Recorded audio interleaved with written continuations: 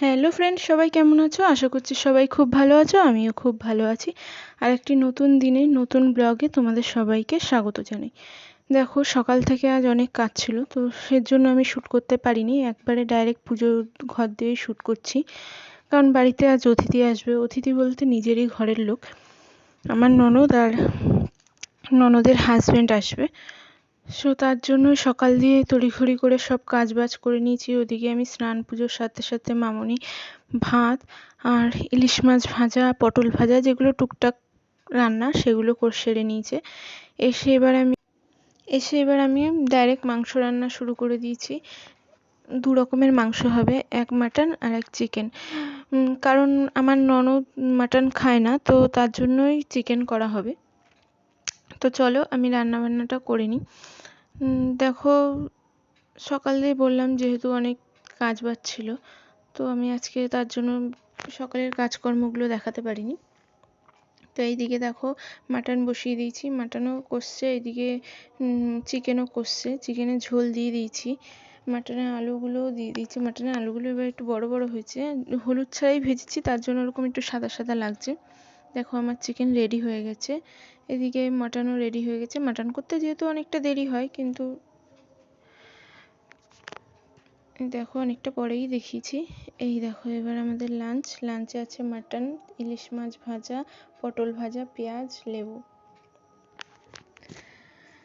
তো কার কার ইলিশ মাছ ভাজা ভাল লাগে আমার একটু কমেন্ট করে জানাবে। আমার তো খুবই ভাল লাগে, আমার ফেভারিট মাছ ইলিশ মাছ। তো এবার লাঞ্চ সেরে খেয়ে দিয়ে ঘুমোবো। এবার ঘুম থেকে উঠে দেখো সন্ধ্যাবেলা করে নিচ্ছি পকোড়া। আজ সন্ধ্যায় হবে পকোড়া আর দুধ চা।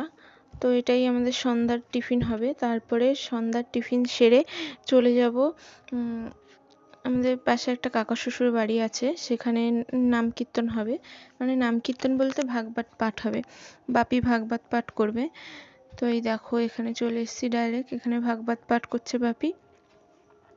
আর দেখো আমার বাবি দুষ্টুমি করছে, ও দাদু ভাগবত পাঠ করছে, ও ওর কাছে যাবে না তাহলে হয়? দেখো, সবসময় ঘরের কাজ বাজ করলেও হবে, একটু ঠাকুরের নাম জপ করতে হবে, কারণ ভগবান শ্রীকৃষ্ণই আমাদের সব চালনা করছে। তো তাকে যদি না ডাকি, সারাদিন যদি কাজবাজি করি, তো কাজবাজও করা ভালো, কর্ম করাও ভালো, নিজের কর্ম করে তারপরে ঠাকুরকে ডাকাও ভালো। তো আমরা এখানে চলে গেছি ভাগবত পাঠে। দেখো,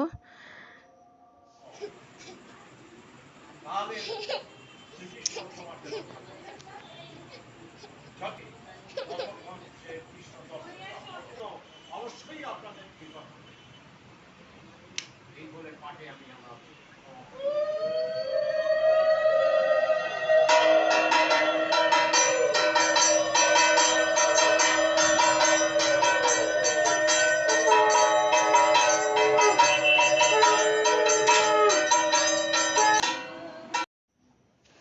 এবার পাঠ সেরে ওখান থেকে প্রসাদ খেয়ে বাড়ি চলে এসেছি। প্রসাদে দিয়েছিল লুচি, ছোলার ডাল, মিষ্টি, ফল প্রসাদ, এই সমস্তই ছিল। তো বাড়ি চলে এসেছি। আজকে ভিডিওটা কেমন লাগলো একটু জানাবে। ভিডিও যদি ভালো লেগে থাকে তাহলে আমার চ্যানেলটাকে সাবস্ক্রাইব করে দেবে। দেখো, ওখান থেকে ফিরে এসে আমরা ডিনার সেরে নিয়েছি। ডিনারে ছিল আজকে ওই চিকেন ছিল, চিকেন আর ভাতই খেয়ে নিয়েছি আমি। তো আজকের দিনটা তো এরকমই কাটলো, আমার তো খুব ভালো কাটলো। আশা করি তোমাদেরও সকলের দিন ভালো কেটেছে। তো চলো আজকে এখানেই শেষ করা যাক। তো সবাই ভালো থাকবে, বাই।